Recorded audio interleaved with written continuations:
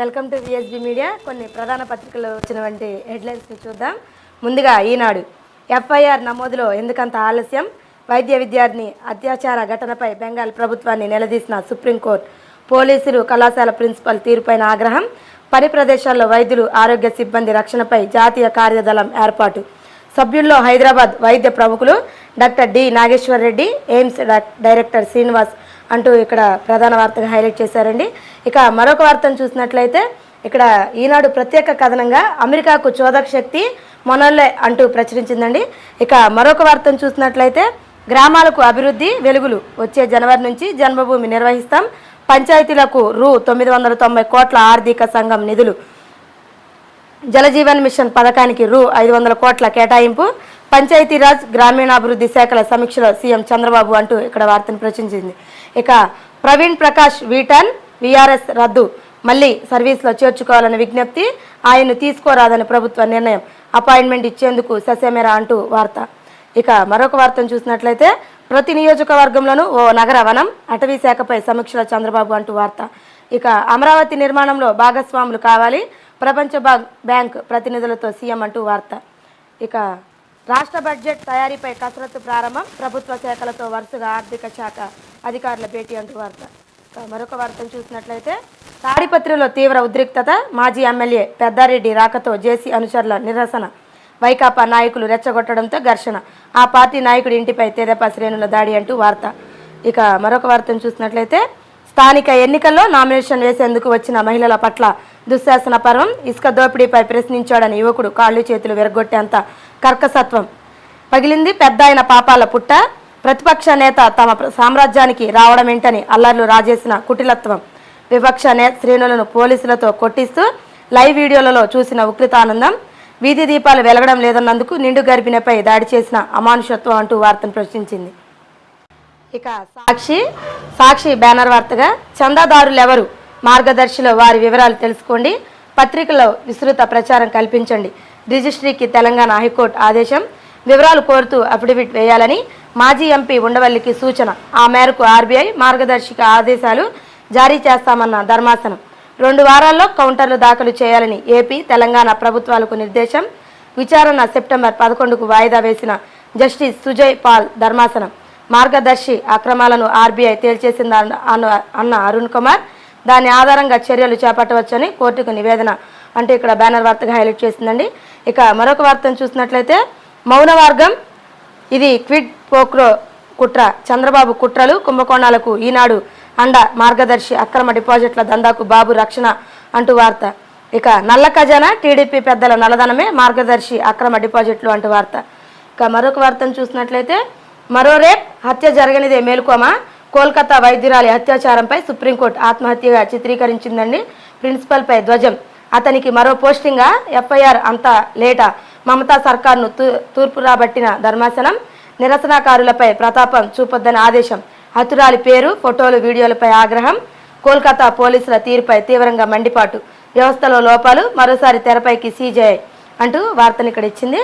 ఇక మరొక వార్తను చూసినట్లయితే ఎంపాక్స్పై భయం వేడండి, భారత్లో ఒక్క కేసు నమోదు కాలేదు, ఆఫ్రికాలో ప్రారంభం, గల్ఫ్ యూరప్ దేశాలకు విస్తరణ, చికెన్ పాక్స్ తరహాలోనే ఎంపాక్స్, శరీరంపై పొక్కులు, అంతర్జాతీయ ప్రయాణికులు అప్రమత్తంగా ఉండాలి, public health foundation of India వ్యవస్థాపకులు డాక్టర్ శ్రీనాథ్ రెడ్డి అంటూ ఇక్కడ వార్తను ప్రచురించింది.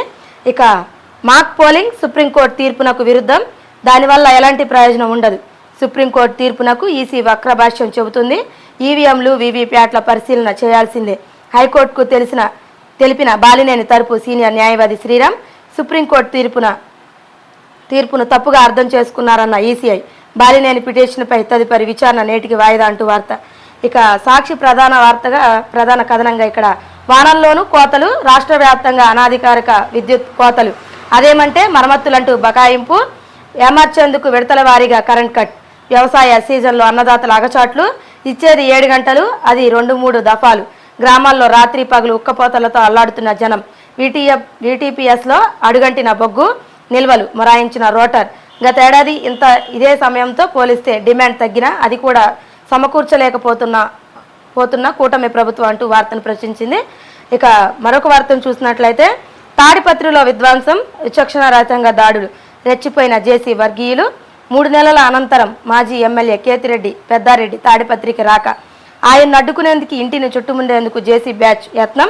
అప్పటికే ఆయన వెళ్లిపోవడంతో ఆ కసితో వైఎస్ఆర్సీపీ కార్యకర్తపై రాళ్లదాడి, తీవ్ర గాయాలతో బాధితుడు అపస్మారక స్థితిలోకి. ఆ తర్వాత మరో నేత కందిగోపుల ఇంటిపై దాడి, అక్కడ వాహనాలు, ఇంట్లోని ఫర్నిచర్ ధ్వంసం. ఒక్కసారిగా పట్టణంలో ఉద్రిక్త వాతావరణం అంటూ కథనాన్ని ప్రచురించింది.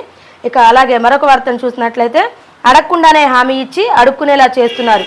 రాష్ట్ర స్థాయి సదస్సులో ప్రభుత్వ తీరుపై ఏపీ వాలంటీర్ల యూనియన్ మండిపాటు. ఎన్నికల ముందు చంద్రబాబు వాలంటీర్లకు 10,000 జీతం ఇస్తానన్నారు.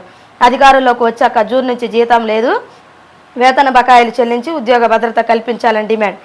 ఇక మరొక వార్తను చూసినట్లయితే, జనవరి నుంచి జన్మభూమి 2.0 ముందుకు వచ్చే వారితో కలిసి గ్రామాల్లో అభివృద్ధి కార్యక్రమాలు. 5 ఏళ్లలో 17,500 కిలోమీటర్ల మేర సీసీ రోడ్లు, 10,000 కిలోమీటర్ల డ్రైనేజ్ కాలువలు నిర్మిస్తాం. పంచాయతీరాజ్కు ఇవ్వవలసిన 990 కోట్లు వెంటనే విడుదల చేస్తామంటున్న సీఎం చంద్రబాబు. ఇక ఆంధ్రజ్యోతి బ్యానర్ వార్తగా, 5 ఏళ్లలో 15,000 కిలోమీటర్లు గ్రామీణ రహదారులకు మహర్దశ అంటున్న సీఎం. 10,000 కిలోమీటర్లు మురికి కాలువల, కేంద్ర నిధుల సద్వినియోగంతో ఇంటింటికి త్రాగునీరు, ఎల్ఈడి వీధి లైట్ల పునరుద్ధరణ, 5 లక్షల పంట కుంటల తవ్వకాలు, ఘనవర్ధ్యాల నిర్వహణ కేంద్రాలు పునఃప్రారంభిస్తాం. జనవరి నుంచి జన్మభూమి 2.0 పంచాయతీరాజ్ బలోపేతానికి 990 కోట్లు విడుదల అంటున్న చంద్రబాబు. పవన్ కళ్యాణ్తో కలిసి సమీక్ష అంటూ బ్యానర్ వార్తగా హైలైట్ చేశారు. ఇక మరొక వార్తను చూసినట్లయితే, కమిషన్లకే కిక్కు, మద్యం గుట్టు విప్పుతున్న డిస్టిలరీ యాజమానులు.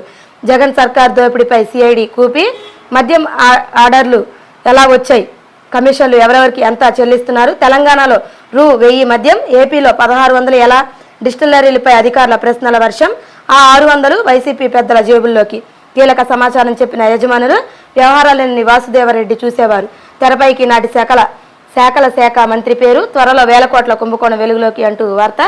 ఇక చిక్కడు దొరకడు, అజ్ఞాతంలోనే గనుల రెడ్డి, వైసీపీ ముఖ్య నేత సూచనతోనే చెన్నైలో సేద తీరుతున్నారని ప్రచారం అంటూ వార్త. ఇక మరొక వార్తను చూసినట్లయితే, వైద్యుల భద్రతపై టాస్క్ ఫోర్స్ 2 నెలల్లో పూర్తిగా నివేదిక ఇవ్వాలి. కోల్కతా హత్యాచార కేసుపై సుప్రీంకోర్టు ఆదేశం. మీ భద్రతపై మాది భరోసా, మమ్మల్ని రమ్మండి ప్లీజ్, ఆందోళన విరమించి రోగులకు సేవలు అందించండి, వైద్యులకు అత్యున్నత న్యాయస్థానం పిలుపు. మహారాష్ట్రలోని బడిలో చిన్నారులపై లైంగిక దాడి, స్థానికుల ఆగ్రహం, పాఠశాల ధ్వంసం, రైల్ రోకో అంటూ వార్తను ప్రచురించింది. ఇక ప్రవీణ్ ప్రకాష్ రివర్స్ గేర్ అంటూ వార్త. ఇక తాడిపత్రిలో హైటెన్షన్, పెద్దారెడ్డి రాకతో ఉద్రిక్తత, వైసీపీ టీడీపీ శ్రేణుల మధ్య ఘర్షణ అంటూ వార్తను ఇచ్చింది.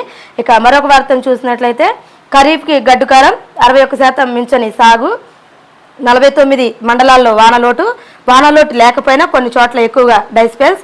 సీమ, నెల్లూరు, ప్రకాశం జిల్లాల్లో మరింత ప్రాతుకునలత, 16% వర్షపాతం అధికంగా ఉన్న ఎండ తీవ్రత, వేడిగాలులతో గాలిలో, భూమిలో తేమ కరువు, ప్రత్యామ్నాయ పంటల సాగుపై సర్కార్ దృష్టి అంటూ వార్తనిచ్చింది. ఇక అలాగే కేంద్రంలో నేరుగా నియామకాల రద్దు, పునఃపరిశీలించాలన్న ప్రభుత్వ నిర్ణయం. 4 రోజుల కిందటి నోటిఫికేషన్ నిలిపివేత, విపక్షాల ఒత్తిడికి తలొగ్గిన మోదీ సర్కార్. నియామకాల్లో సమానత్వం, సామాజిక న్యాయానికి మోదీ కట్టుబడి ఉన్నారు అంటున్న కేంద్ర మంత్రి జితేంద్ర సింగ్. రిజిస్ట్రేషన్లు కాపాడడానికి ఎంతవరకైనా వెళ్తామంటున్న రాహుల్ గాంధీ అంటూ ఇక ఇవి ప్రధాన వార్తలుగా ప్రచురించింది.